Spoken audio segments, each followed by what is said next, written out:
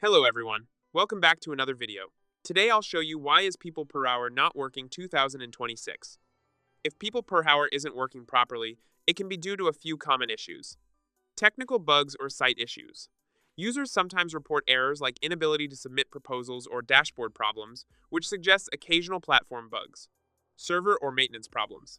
Like any online service, PeoplePerHour can have temporary outages or maintenance that make parts of the site unavailable. Account approval delays. Some users experience long waits for account approval, which can feel like the platform isn't working. Internet or browser problems.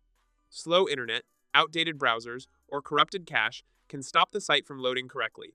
Competition and activity levels.